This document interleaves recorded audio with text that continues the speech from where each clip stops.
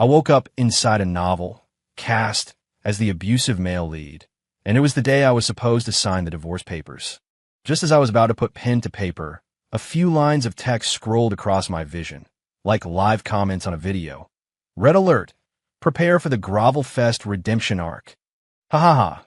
Waiting for the scumbag to refuse to sign, then burst into tears and beg the female lead for forgiveness. Torture him.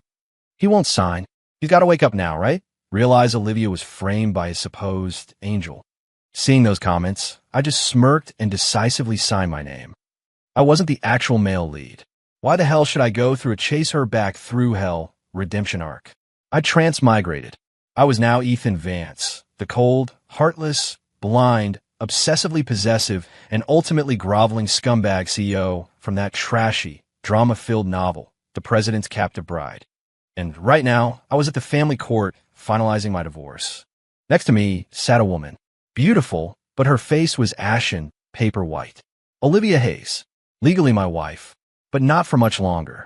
According to the novel, we'd been married for 3 years. In that time, I'd been a complete monster, neglected her, humiliated her, misunderstood her, even caused her miscarriage. A bona fide piece of trash. But I was also supposedly madly in love with her, driven to extremes by the whispers of a scheming witch and the taunts of Olivia's ambiguous male best friend, her one that got away. The book's plot was standard. Male lead screws up royally in the beginning.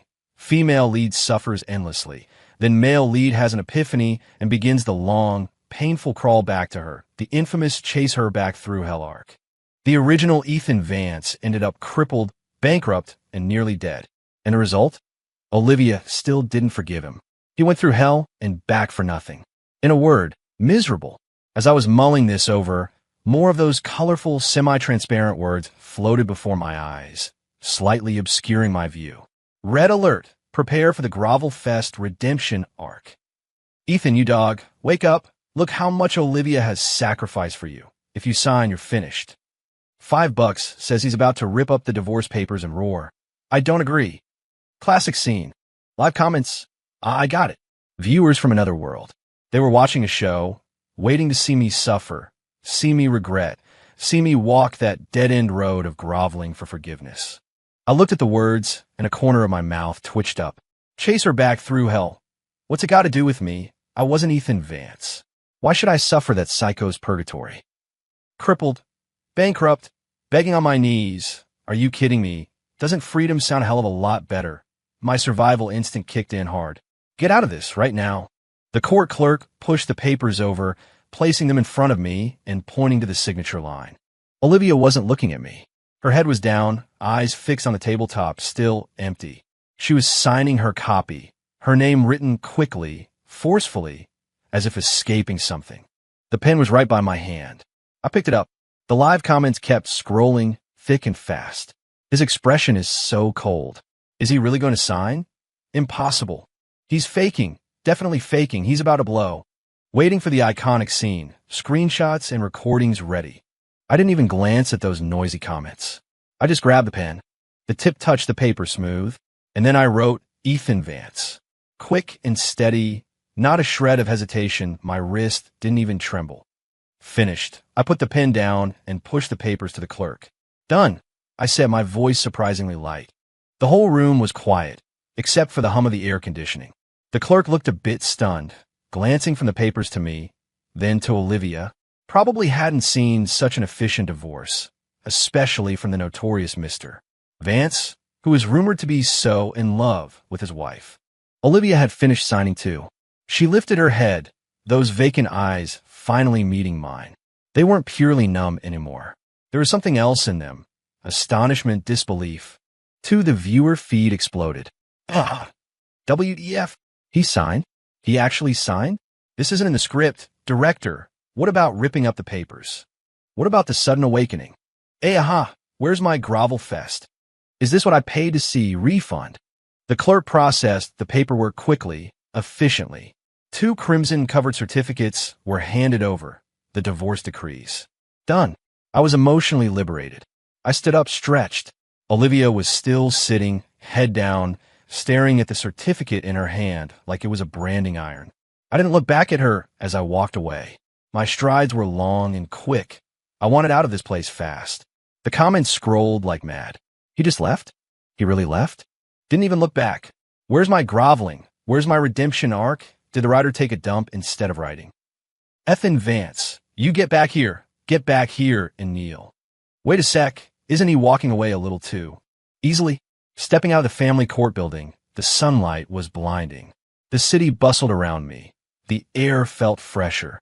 The driver pulled up in the black luxury sedan, parking by the curb. I opened the door, slid in.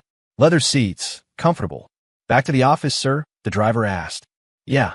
I leaned back, closed my eyes. My head was still throbbing, but that massive weight in my chest was gone. Relief, an unprecedented sense of relief. The car started, merging into traffic. The courthouse receded behind us. My phone vibrated. I pulled it out. The screen lit up with a name, Chloe Summers. The supposed angel. The scheming witch in the book who framed Olivia, who tricked the original Ethan into believing Olivia miscarried another man's child. One of the primary catalysts for the upcoming Grovel Fest. The comments instantly got excited. Here it comes, the angel's call. She's definitely calling to comfort him. Ethan's gonna go cry on her shoulder. Scumbag and bitch, lock them up together. Leave our Olivia alone. I looked at the name, disgusted. I hung up, then swiped her contact into the blacklist. Half the world's problems solved. Another explosion in the comments. Hung up? And blocked her? Holy crap. What the hell kind of move is that? That's not how the script goes. Ethan, wake up. Did he find out? Know that Chloe framed Olivia? So what if he knows? It's too late, scumbag. The driver glanced at me in the rearview mirror. Mr.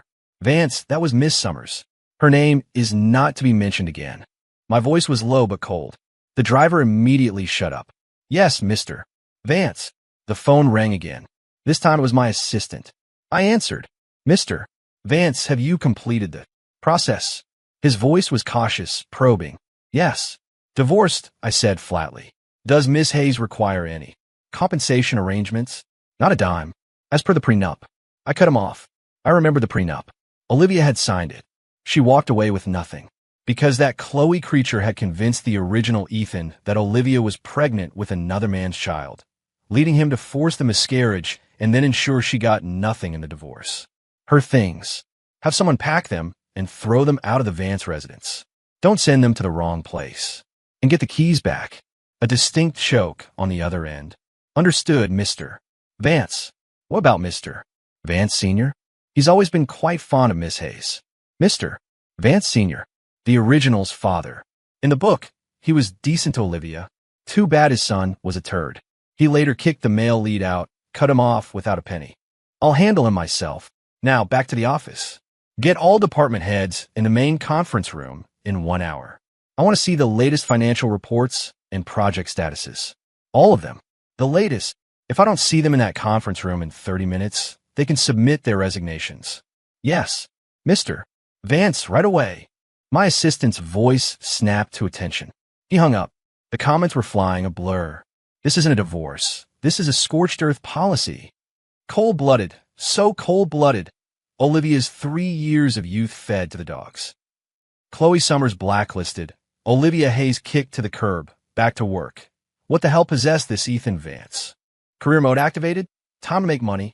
The chase her back through hell script has been thoroughly shredded. Ha ha, bitter laugh. 3, I arrived at the office and pushed open my door. A figure lunged at me, trailing a cloud of perfume. Chloe Summers. Her eyes were red, as if she'd been crying. Her voice was sticky sweet. Ethan, why did you block me? What did I do wrong? I sidestepped. She stumbled, nearly falling. Ethan, honey. She turned, a look of hurt bewilderment on her face. I walked past her and sat behind my desk. I looked up, my voice icy. I'll let you in. I heard from your assistant you got divorced. I was worried about you. She tried to edge closer. Get out. What? Chloe froze. Now. Immediately. Get out of my office. I pointed to the door. And don't ever come near this place again. Her face flushed red, then drained to white. Ethan, honey, how could you? Security. I buzzed the intercom. The viewer feed went nuts. Damn. Ruthless. He's like this even with his angel. Chloe's face is priceless. Ha ha ha. That slap was loud, satisfying. Did Ethan take the wrong meds or something? He seems pissed at everyone. Security arrived quickly. Mr. Vance, please escort Miss Summers out. And from now on, she's not allowed in the company building without my explicit permission. I looked down at a file, dismissing her. Yes, sir. The guards turned to Chloe. Miss Summers, if you please. Ethan Vance, you bastard. I'm never speaking to you again. Chloe shrieked as she was half escorted, half dragged away. The office returned to silence. The comments kept scrolling. He really kicked her out. Badass. Angel turns into a nobody. This plot is falling apart. This development. I don't get it, but I'm thoroughly shaken. Is the scumbag turning over a new leaf? No, this isn't turning over a new leaf. This is like a brain transplant. I ignored the comments. The head housekeeper called, saying my father wanted me home immediately. I went back to the Vance family estate. The old man was on the sofa, his face livid. Surprisingly, Olivia was there too. She stood in the middle of the living room, an open suitcase at her feet, placing a few folded clothes inside. Hearing footsteps, she paused but didn't turn around, continuing her task. The old man saw me and slammed his hand on the armrest. You damn bastard. Explain yourself. Dad, you see it. The papers are signed, I said.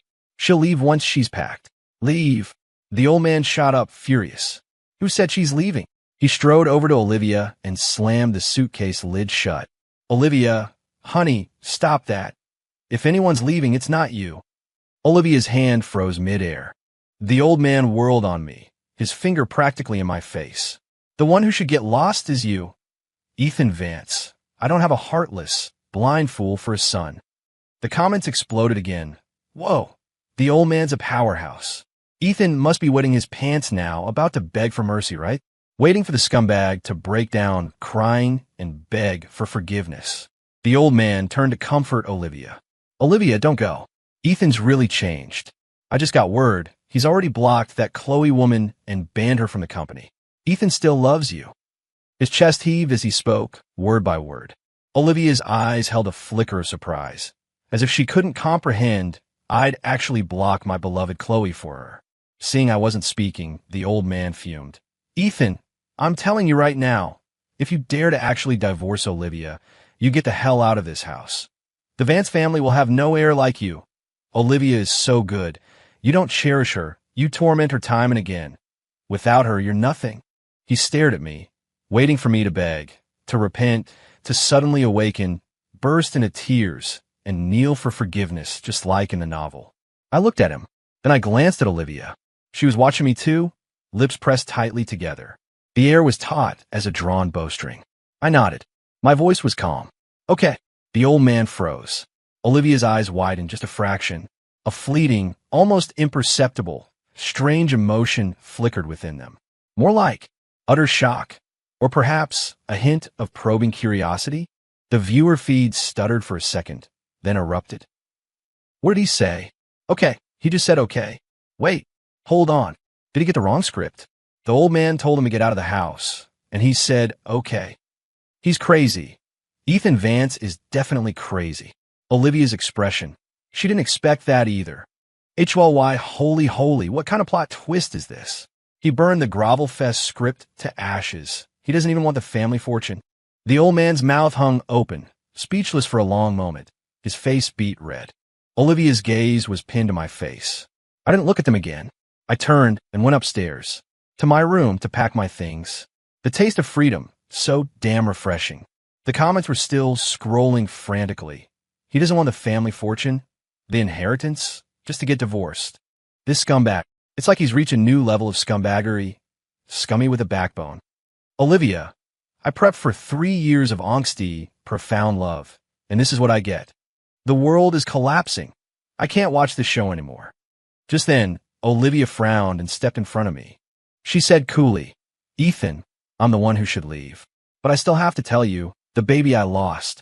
It was yours, not Kevin Price's. I never did anything to betray you. You don't need to play these mind games anymore. I won't see you again. I made a visor with my hand, squinting and grinning. I'll send you off 1,000 miles away. Your words are music to my ears. There might be a company gala tonight. Whatever you do, don't come. Don't let me see you there. Olivia frowned, a hint of anger in her eyes. I looked down, rubbing my fingertips together. If you don't come tonight, then Kevin Price won't come either. I won't let Chloe Summers come. Everything will be perfect. I'm begging you, please don't come. Olivia looked stunned, unsure what I meant. I'd read the original novel, of course. I knew the trashy plot points. Tonight, there was a gala. The male lead sees Olivia arriving with Kevin Price, flies into a jealous rage, kisses Chloe Summers on the spot, escalating the conflict between the main couple. The male lead also beats up Kevin Price, completely disillusioning the female lead. Finally, the male lead's father publicly disinherits him, and he's driven out in disgrace. Cue the chase her back through hell arc. Right now, if I told Olivia not to come, none of that would happen. A clean break, everyone happy. But if they dared to show up, they couldn't blame me for playing dirty. I'd already acquired some evidence not mentioned in the original novel. Freedom feels this good. Who wants to play your love-hate games? So boring. No one to chase, no one to suck up to, not bound by the plot. My own time, my own space, my own future. What groveling redemption arc? What angsty deep love? Bullshit. I'm going to make money, build my career, and live a free, unrestrained life. Nobody bother me. But Olivia, contrary to her usual demeanor, lifted her head and looked at me stubbornly. I'm going. What right do you have to tell me not to? Sure enough, the viewer feed in front of my eyes went wild. Olivia. Listen to him. Hell no, my rebellious phase has arrived. The one about my ex-husband telling me not to go to the gala. So, I'm definitely going. Ethan Vance versus Kevin Price. Who will win? Tonight's definitely going to be a bloodbath. Can't wait to see Ethan cry his eyes out and beg for forgiveness. I've read the original. A massive showdown is about to begin. If the male lead doesn't suffer, I'll eat my hat. 5 seriously unhinged. I ignored Olivia, ignored the live comments, shook my head, and went back to the office. The conference room was already full, silent. Everyone sat ramrod straight. Thick stacks of documents lay on the table. The projector was on, and the air was tense. Everyone was sneaking glances at me, their eyes filled with apprehension and uncertainty. They probably all knew Mr. Vance got divorced today. His mood must be abysmal, and they were all bracing for his wrath. Besides, the previous Ethan Vance was an incompetent fool who only knew how to bark orders. I walked to the head of the table and sat down. No pleasantries. Begin, I said. Finance first. The CFO immediately stood up and began his report, a barrage of numbers. Revenue, profit, costs, cash flow. His voice was fast, a little shaky. I listened, my mind automatically analyzing. Before transmigrating, I worked in finance. Reading reports was instinct. Loopholes, inflated figures, inconsistencies. I spotted them at a glance. Stop, I interrupted him, pointing to a spot on the projected slide. Here, third quarter marketing expenses. A 35% year-over-year surge. Explain. Sweat beaded on the CFO's forehead. Mr. Vance, that was for sponsoring several large events and celebrity endorsements. Which celebrity? Where's the endorsement effectiveness assessment report, the ROI data, event conversion rate tracking? My voice wasn't loud, but each word landed like a small hammer blow. Can't produce it? Then it's a waste. Who approved this expenditure? You. The CFO's face turned white. It was recommended by Miss Chloe Summers previously. And Miss Hayes. Olivia, the former director, also thought it was feasible. Chloe and Olivia again. A few comments drifted by, accusing me of passing the buck. Olivia Hayes is no longer a director here. I looked at him. I divorced her. She has no further connection to Vance Corporation. Chloe Summers. Who is she? Since when does an outsider dictate company spending? The conference room was dead silent. Everyone held their breath. They knew my previous self used to hang on Chloe's every word. Ignoring their stunned looks, I continued coldly. For this sum, the finance department failed in its due diligence. The supervisor responsible will forfeit 3 months' bonus. I looked at the CFO. Your year-end bonus is gone. Don't let it happen again. One more time, and you can clear out your desk. The CFO's legs nearly buckled. He stammered. Yes, Mr.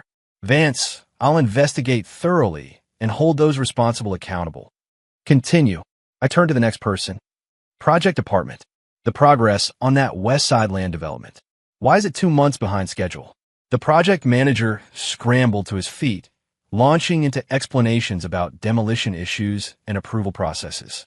I listened, interjecting occasionally, asking about key milestones, responsible parties, and solutions.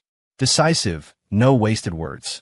The atmosphere in the room slowly shifted from panic to awe. No one dared to slack off. No one dared to be perfunctory. One by one, they were grilled until they were sweating bullets. Yet they couldn't help but be impressed. Mr. Vance was like a different person. He didn't roar, didn't curse, but he was far more intimidating than the old, irascible Ethan Vance. His gaze was too sharp, his questions too incisive, every word hitting a critical point. The tone of the live comments changed too. Holy crap, he's working? Actually working? That aura is kind of terrifying. His questions are so professional, straight to the point. Is this still that clueless tycoon who only knew how to solve problems with money and shouting? Did the divorce hit him so hard it unlocked his brain? A man focused on his career. Kinda scary, kinda hot. Shut up. I'm just rambling. These comments are toxic. Don't you dare switch sides. He's a scumbag. But he really doesn't seem to care about Olivia anymore. He doesn't even mention her name. The meeting lasted a full 3 hours.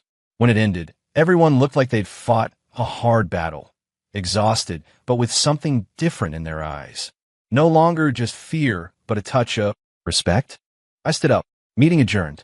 The issues raised today, I want solutions on my desk by noon tomorrow. I need to see specific action items, responsible parties, and timelines. If you can't deliver, someone else will. Yes, Mr. Vance. The response was unusually uniform and resonant. I strode out of the conference room, not back to my own office, but straight to my assistant's desk.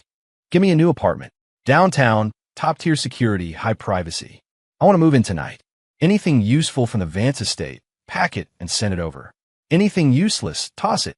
The assistant blinked. Mr. Vance, you're not returning to the mansion. That's the Vance family's house, not mine. I don't want to live with anyone from the Vance family right now. I looked at him. Understand? Understood. The assistant immediately jotted it down. I'll get right on it. Also, I added, change all passwords, locks, security systems, especially at the mansion. Do a thorough sweep. I don't want anyone gaining unauthorized access to my properties. Anyone, including Mr. Vance Sr. and Olivia Hayes, Chloe Summers, the assistant asked tentatively. Including everyone, I said decisively. Yes, sir. The assistant's reply was crisp. The viewer feed remained bewildered. Moving out? A complete severance? Is he going lone wolf? Setting up his own shop? Feels like something big is about to happen. Aren't I watching a melodrama? Why do I feel a little bit satisfied? After arranging all that, I finally returned to my spacious CEO office. Beyond the massive floor-to-ceiling windows stretched the city skyline. The golden light of sunset streamed in, illuminating dancing dust motes. I walked to the window, looking down at the traffic and people below. As for the live comments, those colorful words were still scrolling in my vision. What's he doing by the window? Trying to look profound. He regrets it. He definitely regrets not trying to win Olivia back. $10 says he's about to call Olivia. Classic scumbag move, playing hard to get. I looked at those dancing words and smiled silently, shaking my head. A bunch of losers, probably. Can't get any satisfaction in their own lives, so they get off on watching other people's drama. One word for them. Pathetic. I touched the USB drive my assistant had just handed me, then pulled out my phone, found a name in my contacts, and dialed. Mr. Davies, I said into the phone, my voice calm. I need you to help me set up a personal trust fund. Transfer all my personal assets, movable and immovable property, stocks, investments, everything outside of Vance Corporation, into it, to be managed independently, completely separate from Vance Corp. I'll be the sole beneficiary and trustee. There was a moment of silence on the other end. Then Mr. Davies' voice, noticeably more grave, replied, Understood, Mr. Vance. I'll handle any legal risk mitigation. You'll have the paperwork by 10 a.m. tomorrow. Good. I hung up. The golden light of the sunset sank completely behind the skyscrapers, like a glittering sea of stars. I watched that light, and the viewer feed in my vision froze for an instant. A trust, separating assets, with himself as the beneficiary? Was he planning? Writing a will? He's playing for keeps? Really planning to go it alone, down to the bitter end? Does Olivia know he's locked up all his money? It's over. The grovel fest. He's not even groveling. 7. The gala. Crystal chandeliers blazed. A cacophony of voices filled the air. I leaned against a corner, a glass of champagne in hand, my eyes scanning the room. Olivia had indeed come. Her male best friend, Kevin Price, was by her side, standing very close, whispering something to her. Kevin was smiling, looking smugly satisfied. Olivia's expression was neutral, but she didn't pull away. On the other side of the room, Chloe Summers was also present. She flitted about like a social butterfly, playing the hostess, though her eyes kept darting towards me, loaded with implication. The live comments dutifully appeared. Holy crap, full cast assembled. Let the drama begin. Kevin's grinning like the cat that got the cream. Olivia, you fool. Chloe's still fishing. That woman's got a hide thicker than a concrete wall. Mr. Vance brooding in the corner. Go on, make your move. I'm dying here. Place your bets, place your bets. How long until Ethan breaks? I give him 5 minutes. Waiting for Ethan to lose it and tear into Kevin Price. Fight, fight.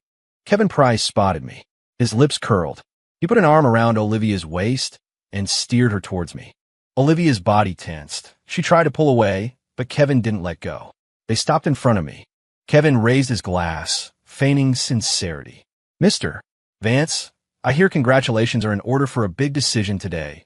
Glad to see you've regained your freedom. He deliberately glanced at Olivia.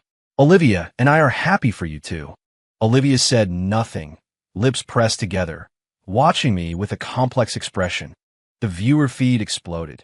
Kevin's rubbing it in his face. Kill him. Ethan, do something. Olivia's being used as a pawn. My heart aches for her. Ethan's expression is so cold. Is he planning something big? Chloe Summers sidled over too. She turned to Kevin and Olivia, her saccharine act in full swing. Mr. Price, Miss Hayes, I really don't think you should be provoking Ethan right now. He's in a lot of pain, Kevin scoffed. Pain? More like confused, I'd say. Letting a wonderful wife like Olivia go. Chloe immediately stepped in front of me, adopting a protective stance. Mr. Price, please watch your words. You have no right to talk about Ethan like that. The comments went wild. Holy hell. The scheming which protecting her master. Drama of the year. Kevin adding fuel to the fire. Chloe fanning the flames. A perfect match. Ethan, curse them out. Rip them a new one. Come on, why is it Mr. Vance exploding yet? This is out of character. It's over. Ethan's been shocked into stupidity. I looked at the three of them. One provocative. One acting. One silent. Like watching a monkey show. I chuckled. I just wanted to focus on making money. But if they were all going to serve themselves up on a platter, then they couldn't blame me for not being polite. I took out my phone and tapped it a few times. The giant screen in the ballroom, which had been displaying boring advertisements, suddenly switched. It changed to a hidden camera video. The angle was discreet, but the picture was clear. The audio came through loud and crisp. It was Kevin Price and Chloe Summers. In a private room. The live comments stuttered for a second, then went insane. The big screen? HOLY crap. He's putting it on the Jumbotron. What's Ethan doing? That angle. Hidden camera? High-level warning. Something big is coming. This wasn't the original novel. What's going on? In the video, Kevin Price poured himself a drink, smiling at Chloe Summers. Chloe, that was a brilliant move. Bribing that doctor to insist Olivia's pregnancy was early term, so the dates wouldn't line up with Ethan's business trip. That idiot Ethan actually bought it. Chloe covered her mouth, giggling coquettishly. He deserved it. Who told him to only have eyes for that bitch Olivia? I wanted him to personally get rid of his own child, then force Olivia out with nothing, make him regret it for the rest of his life. And you played your part perfectly too, deliberately inviting Olivia out for that dinner, didn't you? Flawless execution. Kevin clinked glasses with her. Pleasure doing business with you. All I want is Olivia. That blind fool Ethan, having lost Olivia and alienated his own father. The Vance family is doomed sooner or later. When that time comes, Olivia will have nowhere else to turn but back to me.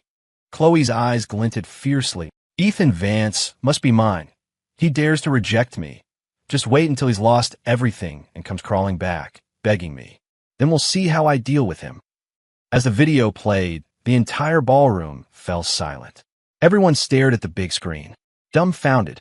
The smile on Kevin Price's face froze solid. The color drained from his face, whoosh, leaving it utterly white. The smugness in his eyes turned to terror. He whipped his head around to look at me, as if he'd seen a ghost. Chloe Summers' fake tears and feigned hurt instantly congealed on her face. Her mouth hung open, her body trembled as if her bones had been removed, her eyes vacant. "No, Ethan, listen to me," she babbled incoherently, trying to lunge forward and turn off the video. I shot her a cold glance. She froze in place. The most shocked was Olivia. She stared intently at the screen. Her body swayed.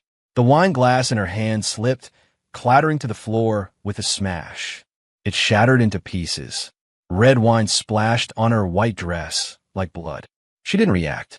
She just stood there, eyes wide. Her pupils registered a violent earthquake. Disbelief. Then a vast emptiness. Finally, a cold fury began to smolder. Slowly, very slowly, she turned her head. First, to the ashen-faced, trembling Kevin Price. Then, to the teetering, despair-filled Chloe Summers. Her lips trembled. She couldn't utter a single word. The live comments went absolutely berserk. A tsunami of text scrolled past. Aoaoaoa, a nuke. Ethan dropped a nuke. HOY crap, holy crap. Plot twist, a massive plot twist. Kevin Price and Chloe Summers. Those two bastards. So it was them all along. Olivia. Look at Olivia's expression. My heart is broken. Ethan, Mr. Vance, God Vance, you are my father. This move was on another level. So Ethan signing the divorce, blacklisting Chloe, getting kicked out. It was all because he knew the truth. He's not a scumbag. He was bearing the burden in silence. Holy crap. This script is amazing. Those of us who cursed Ethan before, I kneel, Mr. Vance, accept my bow. Grovelfest instantly turns into a revenge drama. Awesome. Olivia's stunned. Her worldview has collapsed. Kevin and Chloe are green in the face. Look, they're about to piss their pants. Ha ha ha. Tio, much information. My CPU is overheating. Let me process this. The video finally ended, and the giant screen went black. The ballroom remained deathly silent. You could hear a pin drop.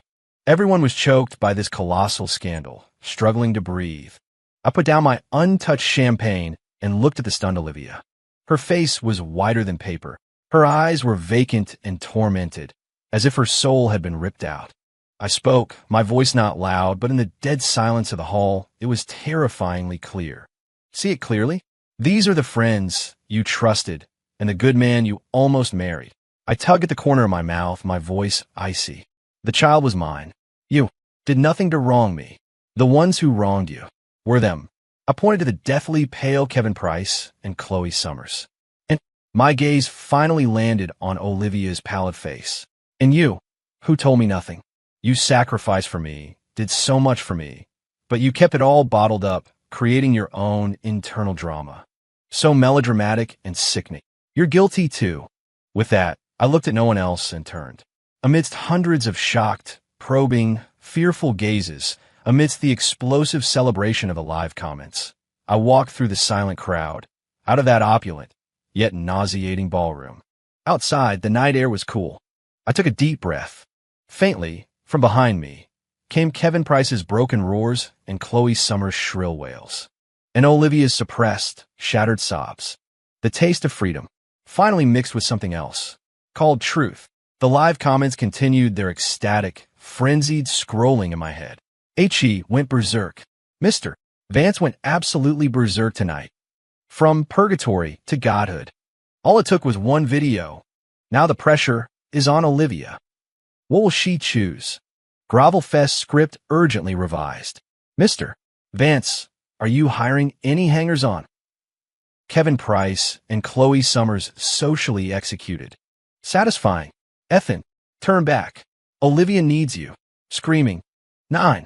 The next afternoon, I'd already received the asset separation documents from my lawyer. My phone rang. The old man again. Hello. Ethan, come home. I know about last night.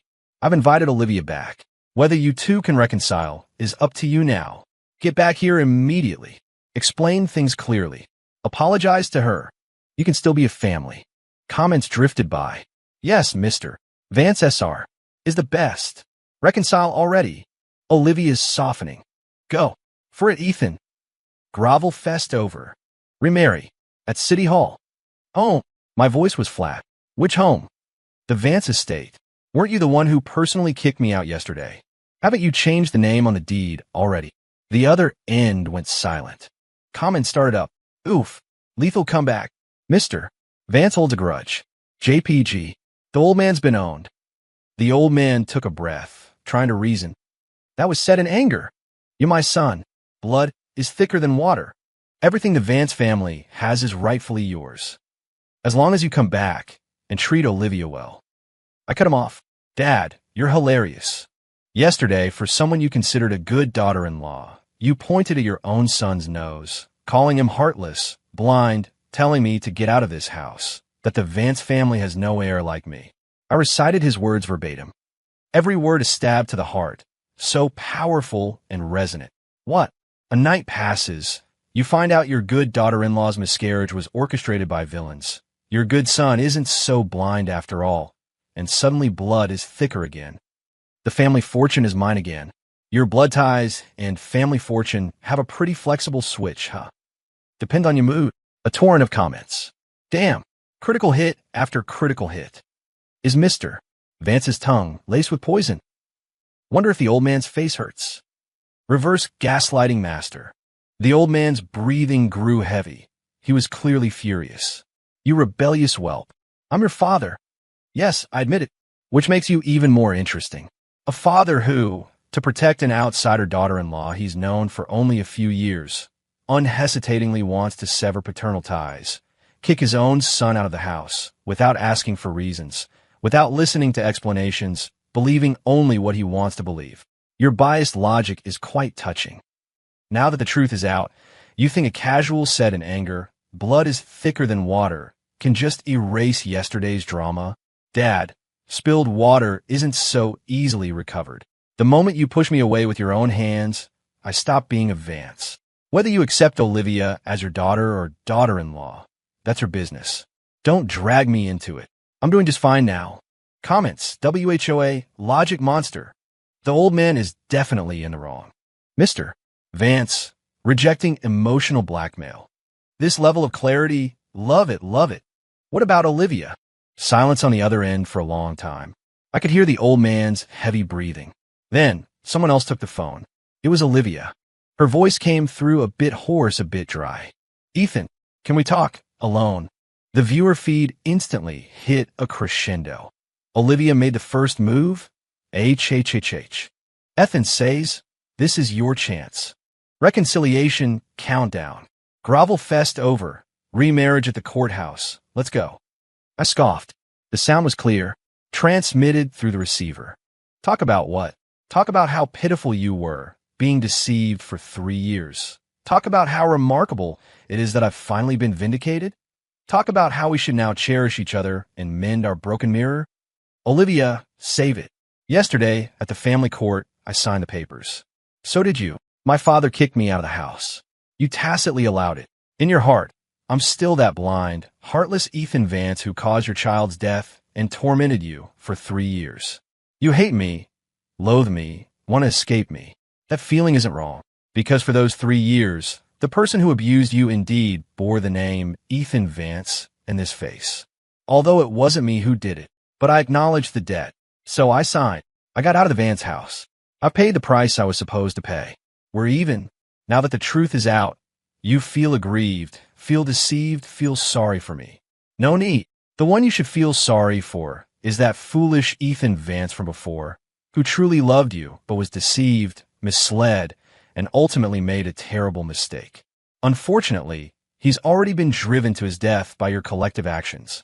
The current me doesn't hate you, nor do I owe you anything, and I certainly don't need your guilt or compensation.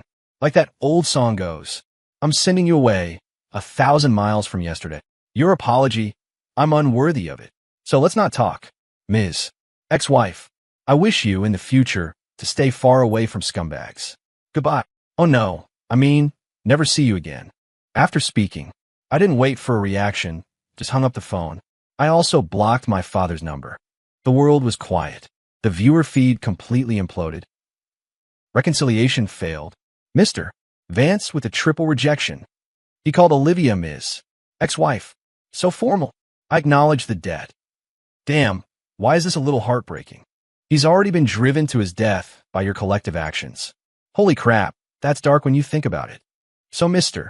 Vance thinks he's a different person. Chase her back. Chase what, Mr. Vance, don't touch me. The Grovel Fest script was personally torched by Mr. Vance. Olivia must be stunned on the other end of the phone. I tossed my phone aside. Sunlight pooled on the floor. Warm, quiet, and free, with a touch of resolute satisfaction. The comments were still scrolling. Ethan Vance, you're truly ruthless. I thought the truth coming out would be HEA, but it turned into such a thorough B. Olivia, who am I supposed to cry to now? This plot direction. Writer, come out and take your beating. Slams table. A few days later, news alerts popped up on my phone. Price Corp stock had plummeted by 90%.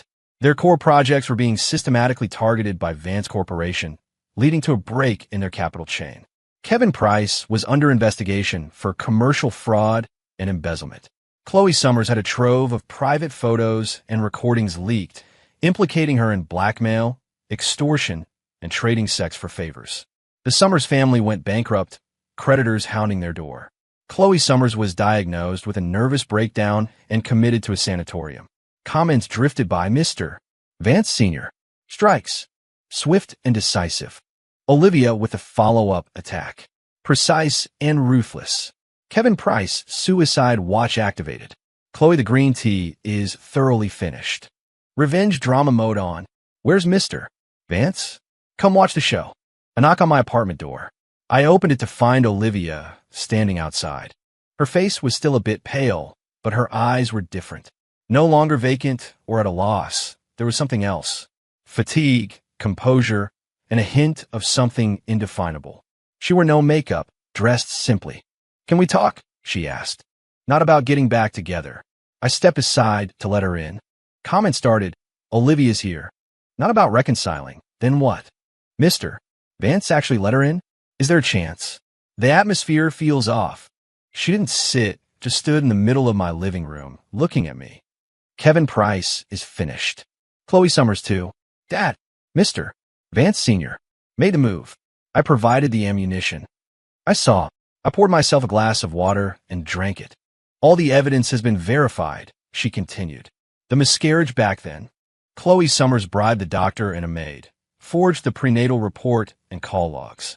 Kevin Price provided the funds and channels and deliberately created ambiguous situations between him and me while you were on business trips.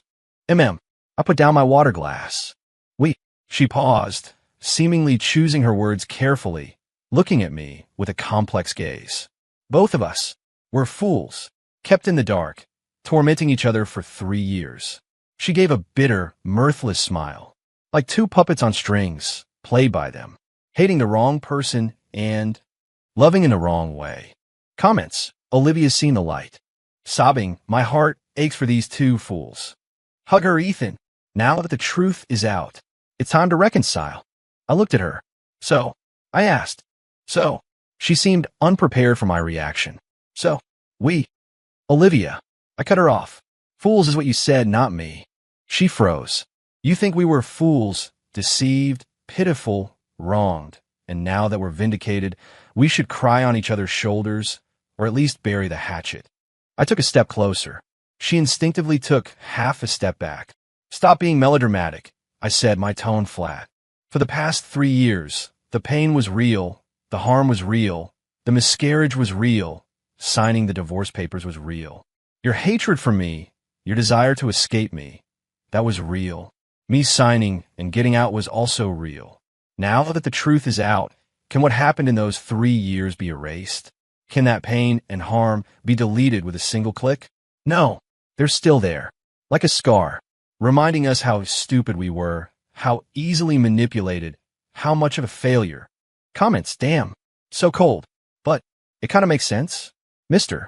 Vance is painfully pragmatic. Olivia's eyes are red. Olivia's lips moved, as if she wanted to say something. I didn't give her the chance.